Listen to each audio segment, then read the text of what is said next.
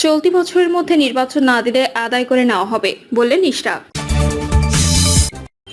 আল্লাহ কবে হবে এর বিচার, বললেন আসিফ নজরুল। জানাবো চলতি মাসে কর্মসূচি নিয়ে মাঠে নামছে বিএনপি। এবং সর্বশেষ জানাবো দোকান ভাড়া নেওয়া নিয়ে রংপুরে বিএনপির দুই গ্রুপের সংঘর্ষ। শুনছিলেন সংবাদ শিরোনাম, এবারে বিস্তারিত। চলতি বছরের মধ্যে নির্বাচন না দিলে আদায় করে নেওয়া হবে, বললেন ইশরাক। 2025 সালের মধ্যে জাতীয় নির্বাচন না দিলে জনগণকে সঙ্গে নিয়ে আমরা নির্বাচন আদায় করে নেওয়ার হুঁশিয়ারি দিয়েছেন বিএনপি চেয়ারপারসনের পররাষ্ট্র বিষয়ক উপদেষ্টা কমিটির বিশেষ সহকারী ইশরাক হোসেন। পোস্টে অন্তর্বর্তী সরকারে থাকা ছাত্র প্রতিনিধিদের অবিলম্বে পদত্যাগ করার আহ্বান জানিয়ে তিনি বলেন, সরকারে থাকা ছাত্র প্রতিনিধিদের অবিলম্বে পদত্যাগ করতে হবে, অন্যথায় নির্বাচনকালীন সময় অন্তর্বর্তী সরকারের নিরপেক্ষতা নিশ্চিত হবে না। আল্লাহ কবে হবে এর বিচার, বললেন আসিফ নজরুল। আল্লাহ প্রভু আমার, কবে হবে এর বিচার, কবে হবে এই নারকীয়তার অবসান। নিজের ফেসবুকে দেওয়া এক ভিডিও পোস্টে এমন মন্তব্য করেছেন অন্তর্বর্তী সরকারের আইন, বিচার ও সংসদ বিষয়ক মন্ত্রণালয়ের উপদেষ্টা আসিফ নজরুল। ইসরায়েল গত 18 মার্চ যুদ্ধবিরতি ভঙ্গ করার পর থেকে ফিলিস্তিনের গাজায় প্রতিদিন নারকীয় হত্যাকাণ্ডে শত শত নিরীহ নারী শিশু হত্যা করছে। এক ভিডিও পোস্টে করেন ইমতিয়াজ মাহমুদ নামে একজন সামাজিক যোগাযোগ ব্যবহারকারী। আসিফ নজরুল তার ভিডিও পোস্টে এমন মন্তব্য করেন, সবশেষ শুক্রবার ভোরে ইসরায়েলি হামলায় অন্তত 38 জন নিহত হন। গাজা সিটি আল আহলি হাসপাতালে আহত ব্যক্তিদের চিকিৎসার জন্য আর কোনো জায়গা অবশিষ্ট নেই বলে জানিয়েছেন হাসপাতালটির পরিচালক। গাজা স্বাস্থ্য মন্ত্রণালয়ের তথ্য অনুযায়ী সেখানে গত 24 ঘন্টায় 86 জন নিহত ও 287 জন আহত হন। চলতি মাসে কর্মসূচি নিয়ে মাঠে নামছে বিএনপি। আগামী সংসদ নির্বাচনের দাবিতে রাজপথে নামছে বিএনপি সহ সমমনা রাজনৈতিক দলগুলো। এ মাস থেকে শুরু হবে তাদের নানা কর্মসূচি। ধীরে ধীরে কর্মসূচির মধ্য দিয়ে সরকারের ওপর চাপ সৃষ্টি করতে চাইছে তারা। এর আগে সরকারের কাছে নিজেদের অবস্থান তুলে ধরতে আগামী সপ্তাহে আবারও প্রধান উপদেষ্টার সঙ্গে দেখা করবেন বিএনপি নেতারা। সেখানে নির্বাচনের জন্য প্রয়োজনীয় সংস্কার শেষে দ্রুত নির্বাচনের দাবি জানানো হবে। এছাড়া ডিসেম্বরের মধ্যে জাতীয় নির্বাচন আয়োজনের রোডম্যাপ ঘোষণার দাবিও জানানো হবে।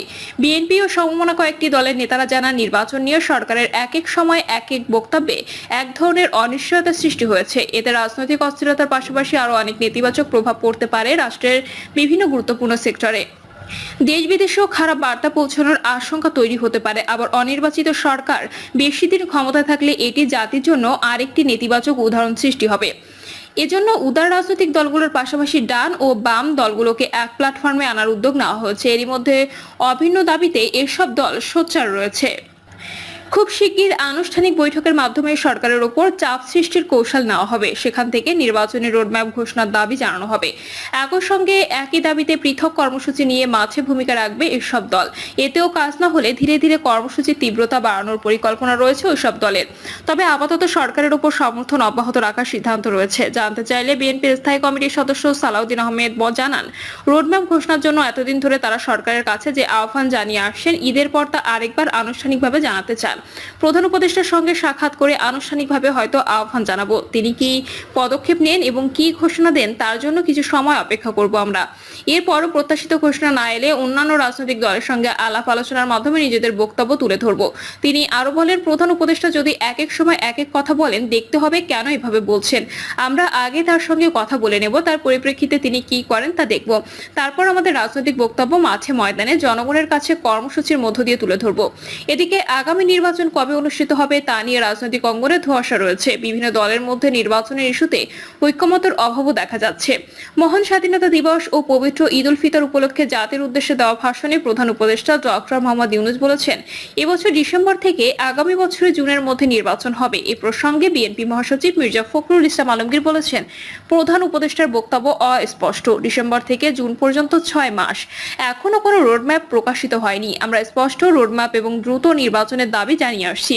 জাতীয় নাগরিক পার্টির আহ্বায়ক নাহিদ ইসলাম মন্তব্য করেন, সংস্কার ও বিচার ছাড়া নির্বাচন হলে সেটি মেনে নেওয়া হবে না। এই পরিস্থিতিতে রাজনৈতিক মহলে নতুন একটি দাবির কথা উঠে এসেছে, যেখানে ইউনূস সরকারকে অন্তত 2029 সাল পর্যন্ত ক্ষমতায় রাখার প্রস্তাব করা হয়েছে।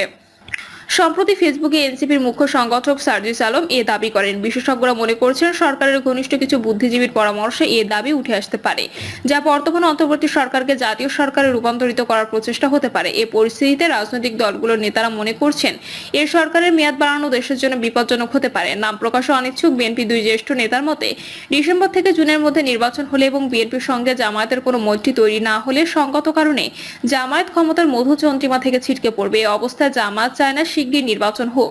জামায়াত প্রভাবিত ছাত্রদের অংশটিও নির্বাচন চায় না, তাদের সঙ্গে কিছু বুদ্ধিজীবীরও এটি চাওয়া। এই কারণে তারা নির্বাচনের বিরুদ্ধে পরিকল্পিত প্রচারণা শুরু করেছেন। তাদের মতে এই সরকার বিপুল জনসমর্থন নিয়ে ক্ষমতাসীন রয়েছে। শুরুতে জামায়াত ও ইসলামপন্থীদের প্রতি সরকারের অতিরিক্ত শখের কারণে উদারপন্থীরা সরকারের কাছ থেকে নিজেদের সরিয়ে নিয়েছে। নানা রকমের বিভাজনের কারণে ছাত্রদের জনপ্রিয়তাও দিন দিন কমতে শুরু করেছে।